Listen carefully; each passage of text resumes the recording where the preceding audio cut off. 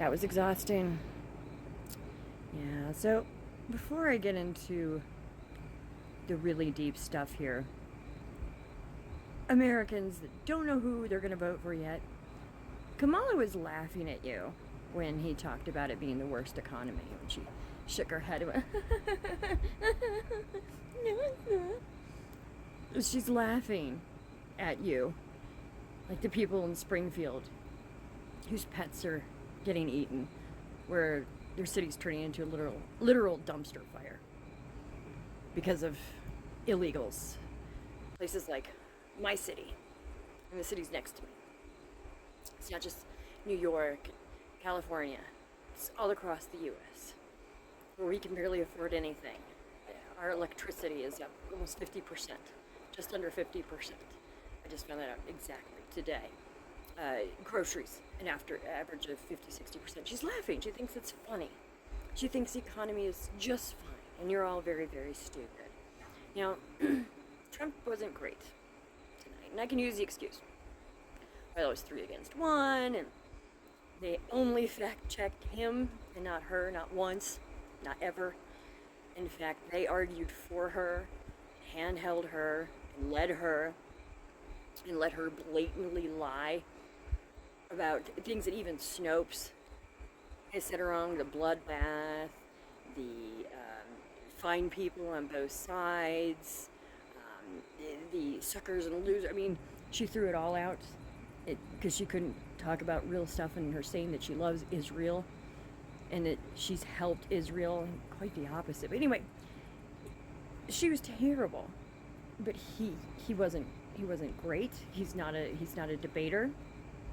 It's not his strength. And for the Americans that really needed this debate, the ones that are not completely tuned in to both sides and didn't watch the debate from beginning to end, this didn't help at all. At all. And those of us that have decided, we know who we're voting for, we know the issues. Sure, it was interesting, but what was really important is the undecided people out there, which I don't know how you could be undecided, but they're not tuned in. They're not tuned into the politics. This didn't help them. And yeah, it was ABC's fault, without a doubt. Kamala being able to blatantly lie, and not only did they not stop her, but they helped her. And attacking Trump and lying. We are left to count on the common sense and intelligence of the average American to fact check and truth seek themselves. But nowadays you can't even search Google on anything, by the way, and get proper responses. Anything. Let alone people who think they can go to legacy media and get the news. Well, you can't. You can't. And that means Fox News also. They're all crap. There's not going to be another debate. I guarantee it. There's no way. Because what, you think she's going to go to Fox News? Fair and balanced? There's just no way. I guarantee you this is the only debate between Kamala and Trump. Which is really, really unfortunate. I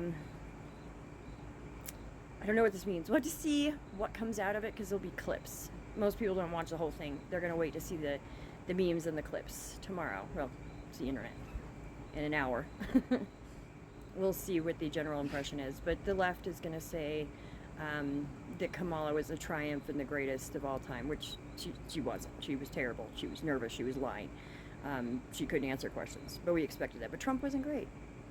And if he was the best ever, he would still get crushed by the media. So, you know, what they're going to do. So, let's see what the clips show. And we'll get an idea. But the fact they're still pushing the biggest lies about Trump on the debate stage is genuinely surprising to me.